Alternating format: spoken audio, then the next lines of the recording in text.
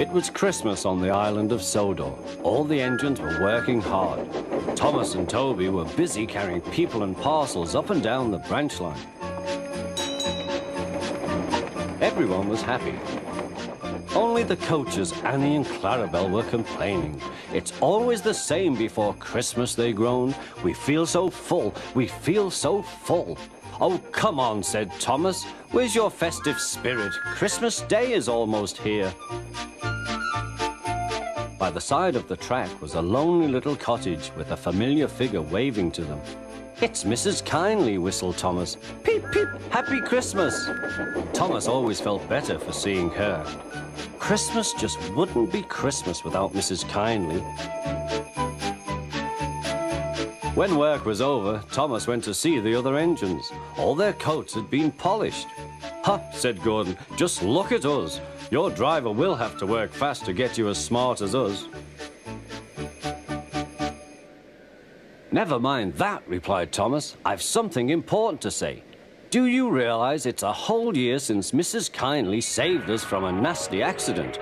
You remember when she was ill in bed and... Yes, of course, interrupted Edward. You told us how she waved her red dressing gown out of her window to warn you about a landslide ahead. And you and Toby gave her presents, Percy joined in.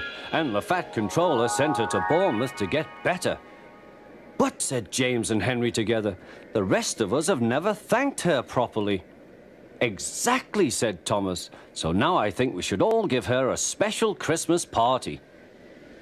Everyone was getting very excited, and the drivers felt sure that the Fat Controller would agree, as indeed he did. The engines were all busy making plans when silence fell. The Fat Controller had bad news. The weather's changed badly. Mrs. Kindly is snowed up.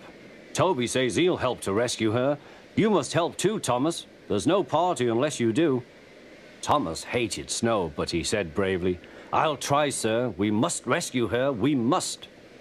There's a good engine. You and Toby will manage splendidly. Thomas charged the snowdrifts fiercely. Sometimes he swept them aside, sometimes they stuck fast, and the men had to loosen them.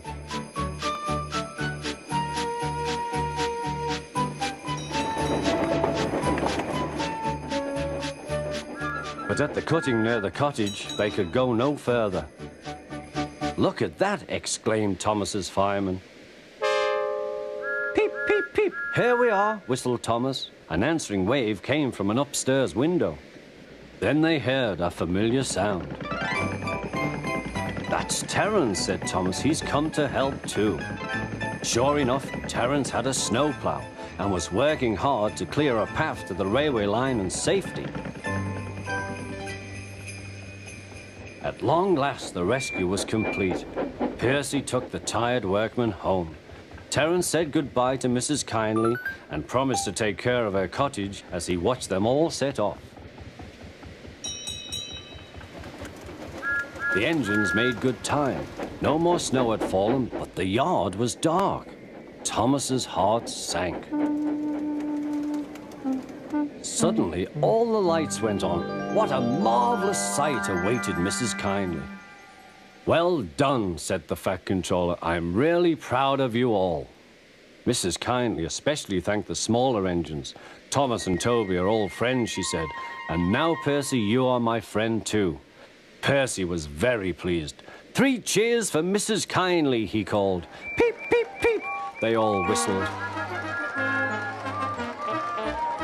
We wish you a Merry Christmas. We wish you a Merry Christmas. We wish you a Merry Christmas and a Happy New Year. Thomas the Tank Engine and his friends thought it was the best Christmas ever, and Mrs. Kindly could think of nowhere she would rather live than here with them on the island of Sodor.